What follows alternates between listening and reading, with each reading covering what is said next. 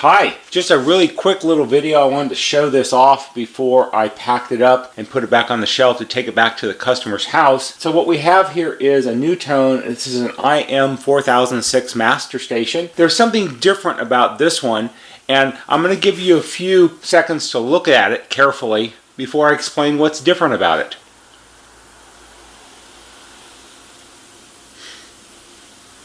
Alright, that should be long enough. For those of you who are really familiar with 4006s, you might have noticed, and for the rest of you, probably not. This started off life as an IM4006T. T stands for traditional, and a traditional master station has to do with the faceplate. The center portion, all of this here, inside the chrome band, is all basically black with chromed accents. On a standard 4006T, this panel here across the top and the doors here on the bottom, these are the doors that open up to hide the controls behind them. These would have NuTone sort of signature faux walnut wood grainy kind of applique look to them, which I assume back in the mid 80s and early 90s was a very popular thing to do, but in today's world, not so much. For a lot of customers, the faux wood grain look kind of dates the unit and makes it less desirable than if it wasn't there at all. So this particular unit came out of a customer's house. The house was built around 1990 or 91, and they recently did a kitchen remodel, and the master station is in the backsplash between the upper and lower kitchen cabinets, and now their backsplash is sort of a mottled green and black granite kind of material. And while the black part of the 4006 faceplate was just fine, the wood grain not so much anymore. It really stuck out and made the unit look kind of old. We were there initially to remove the set to bring it back to rebuild it because it had sort of the classic buzzy sound in it. And the fella asked me, he said, my wife would really like it if there was any way we can make it all black for her. And I said, yes, we can. And one of the things that we do occasionally on some models, because it is an improvement and it's a reasonable and easy thing to do, is some portions of the faceplate on systems can be painted to give them a longer and more useful life. What I did was, when I had the set all disassembled to rebuild the boards, I washed and cleaned the faceplate carefully. I removed the two doors because that's easy to do. You can just unscrew them from the little hinges, so those come loose all together.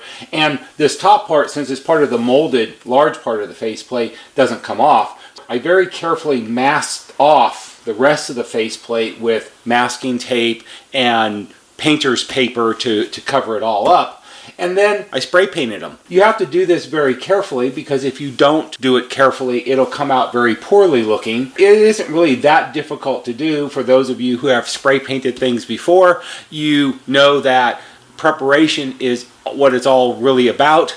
So what I did was I very lightly sanded the wood grain portions at the top and the doors with some 1000 grit sandpaper just to rough them up a little bit so the paint would adhere better to it. And then I wiped them off with some cleaner to make sure there was no residue on them at all, and then it was all masked off. And I sprayed it with this. This is what I like to use. This is a Rust-Oleum product. It's Rust-Oleum Universal Advanced Formula Paint and Primer all in one. And I chose satin black because I know that if you try to do gloss black will show every tiny little flaw that there is under the paint, and it's not a good choice. And also the satin black, I think, matches the finish in the center part of it more than the ends, which are a gloss black. And, you know, the contrast is fine. Someone looking at it would never know that it wasn't always like that. The reason I like the Rust-Oleum, this type exactly, this kind, is because it has a somewhat better spray nozzle on it.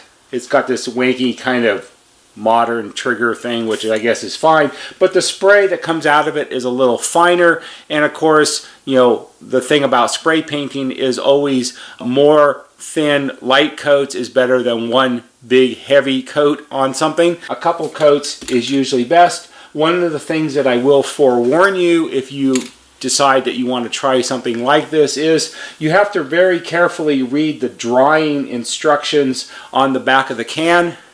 which you won't be able to see here because it's incredibly tiny print. Maybe you can read that. And basically what it says for dry and recoat times. It says allow more time at cooler temperatures, dries to touch in 30 minutes, to handle in 2 hours, and fully dry in 24 hours. Apply a second coat within 1 hour or after 48 hours. And the important bit of that is the second coat instructions. When they say apply within 1 hour or after 48 hours, that is exactly what they want you to do. So if you recoat it out within an hour, you're good, it'll turn out fine. If you try to recoat it after longer than an hour, say you wait 4 hours or you wait 24 hours, what will happen is when you spray the second coat on top of the first coat, it somehow reacts with the first coat, and the first coat, it'll all wrinkle up on you. And you'll have all this wrinkled texture on the surface, and then you're kind of screwed.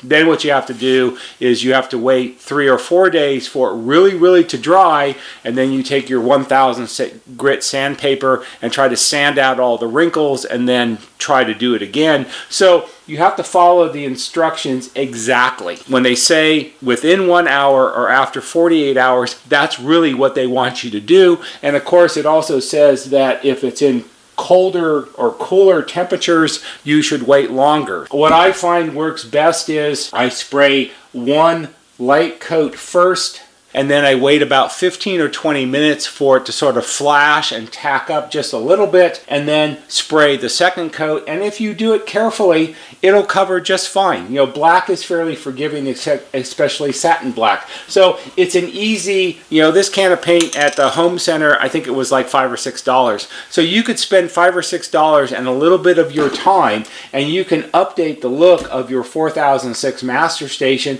and make it what would have been if NuTone had made it this way. This would have been a 4006M. M always stood for modern, and modern was basically an all black unit in most cases. So now we have an IM4006M, and I think it turned out pretty well, and it's a pretty easy thing to do. So just something I thought I'd show you. There's a couple other models that we do painting on also, and the next time I get one of those in, I'll show you what we do with those. I hope you found this interesting and perhaps helpful. If you did, please give it a thumbs up on YouTube because that always helps. There'll be a banner right here that shows you how to subscribe.